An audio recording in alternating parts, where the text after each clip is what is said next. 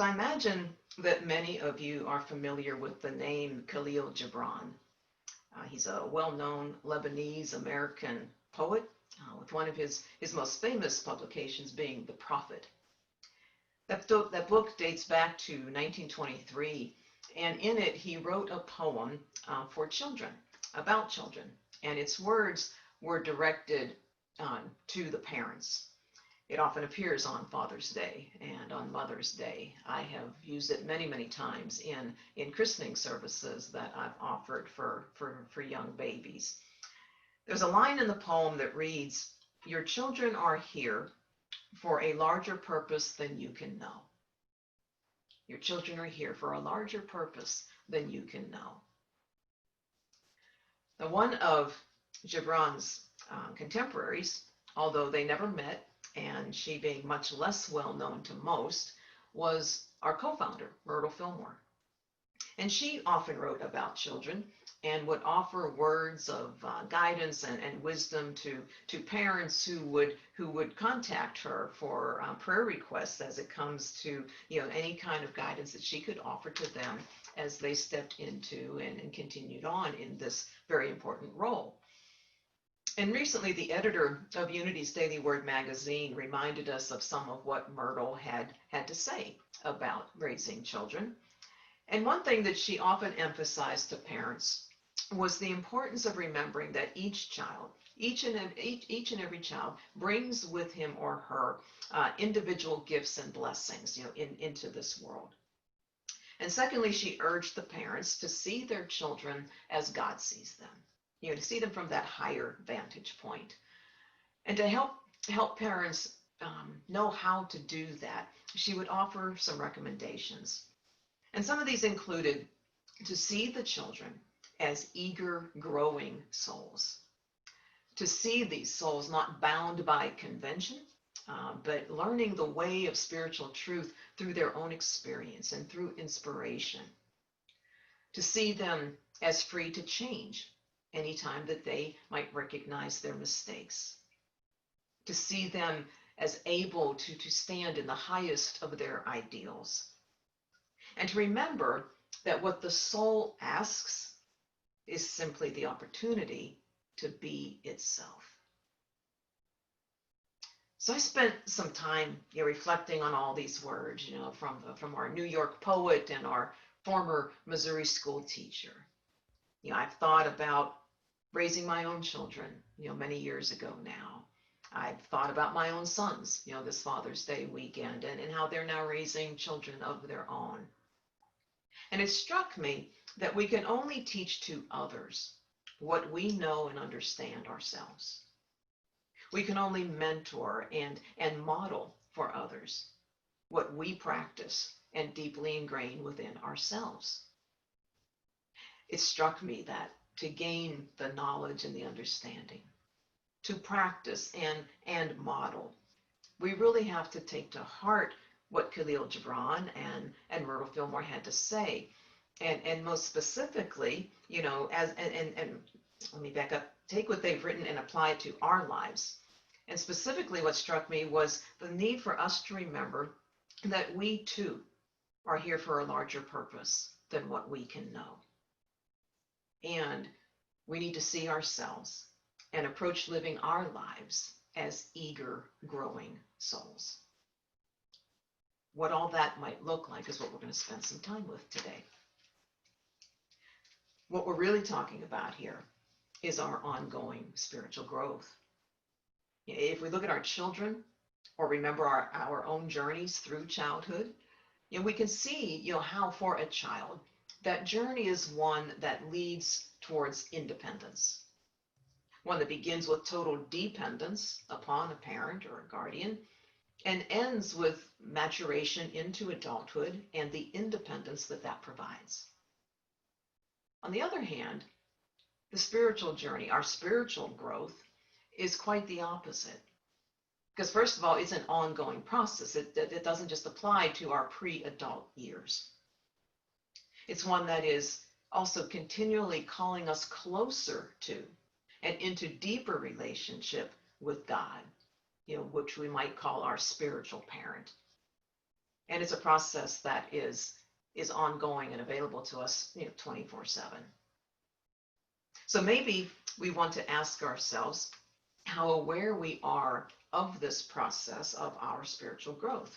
And not just to acknowledge it in our heads or to speak, a spiritual principle that would support it, but rather how aware of it are we to the extent that we do engage with it, that we do practice it, that we do take part in it from one day to the next.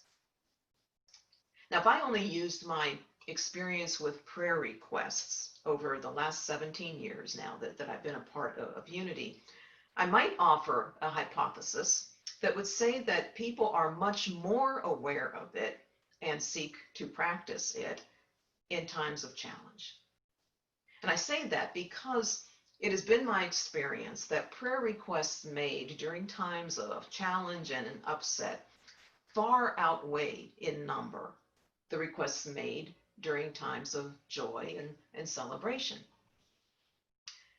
There was a prayer chaplain that I worked with at another church who had a seeming mission in life to close that gap.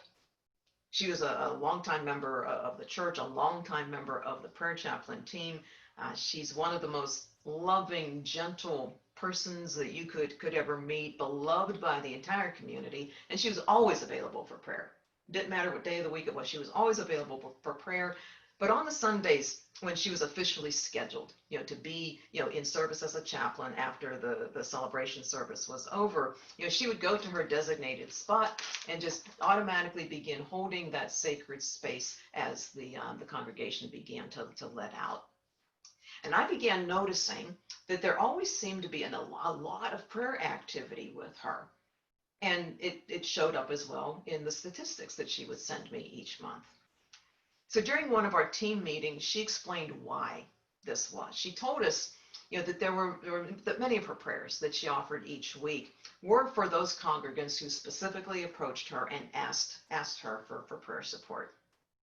But then she shared that she had started to just offer, just a very gentle, cheerful good morning to people, especially those that didn't look like they were going to stop, and ask for prayer. And then she would just ask them, good morning, would you like to have a prayer? And so often the response that she would get would be along the lines of, oh no, thank you. My life's going great. It couldn't be better. I'm happy as can be. So I don't need any prayer today. And she would acknowledge that joy. She would tell the person, how wonderful it was to hear that everything was so great, and that she could offer a prayer with them of joy and gratitude and celebration, affirming more of the same. And she said 9 out of 10 times it was like this light bulb went off in the congregant's mind, and they would share with her that they never thought of prayer that way. And more often than not, they would take her up on the offer.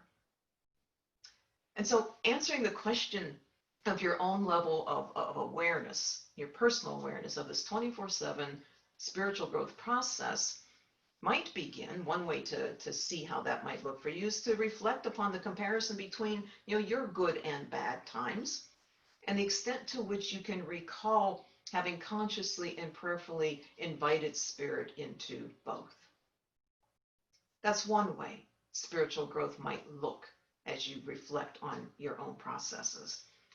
And there's a whole lot of other looks that spiritual growth can have as well.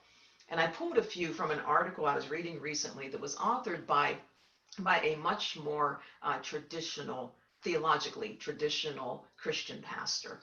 And so what I decided to do was just borrow a few of his subtitles, and then I'm going to speak to them, from a more New Thought, Unity, New Thought Christian perspective. And so 2 of the subtitles were that you are in the process of spiritual growth when you find yourself learning more about Spirit and you're going deeper into spiritual principles. Now, I think that one of the primary things that we learn about Spirit and in turn ourselves, during these times of growth is love. It's love and how to grow in love. I don't think it's much unlike other relationships in our lives. If we're married or partnered, We have and we continue to learn about our spouse or our partner. The same applies to close friendships that we have with others. We ask and listen and learn and grow in these relationships because of the love we have in the relationships, the love that we want to nurture and grow and deepen each and every day. Yeah, I remember when that desire started to fade for me in my marriage. And the first question our marriage counselor asked both of us was, do you still love the other? So as we view love from a spiritual perspective, or for the perspective of our spiritual growth and the relationship we have with spirit, the very presence of unconditional love and our desire to nurture and deepen that relationship, we do find ourselves looking more and more to our teaching principles. As Myrtle said, we keep on learning. We keep on learning the way of spiritual truth by experience, by being inspired. Over the years, I've heard more than a few folks tell me that unity is hard. Unity is hard. Well, we've heard the phrase growing pains, right? And that just doesn't apply to childhood growth. It also applies to spiritual growth. And if you're having some growing pains along your spiritual path, it's a sure sign that your soul is ready for it, that it wants to bring forth the next iteration of itself. And unity is absolutely a denomination, a spiritual movement that teaches us to take our basic understanding of its teachings and then keep chewing on them. Keep working with them, keep studying them, keep applying them. Keep looking for advanced concepts that they offer to you, or ideas that get inspired in you. Keep the basics as your foundation and then continually build upon that foundation. And the more you do that, the less hard it becomes and the more growth you'll experience. Now, this next group of 3 ways to know that you're in a process of spiritual growth includes, first, you're not waiting on others to feed you. Secondly, you are learning and teaching. And thirdly, you're engaged with community. So to that first point, I'm so happy to report to you this morning that no one here has ever come to me and asked me to tell them what to think. No one here has ever come to me and said that they only want to read books that I have read and that I would recommend. Thinking for yourself, especially when it comes to spirituality and your path upon it, it's a sure sign of your willingness to grow. I remember the stories told of our co-founder, Charles Fillmore, when he was teaching a room full of students, a room full of seminarians, and these people would sit there and they would just be enthralled with everything he was saying, everything he was teaching. They were just soaking it up. And when he would finally stop talking and then pose a question to the students, so very often what they would do was quote his own words back to him. And he was known to have said, I already know what I think. I want to know what you think. There's a big difference between seeking out and attending a church that has teachings that resonate with you and showing up expecting the minister to do all the feeding that's required for your own growth, or even worse, putting that member of the clergy up on a pedestal of some kind.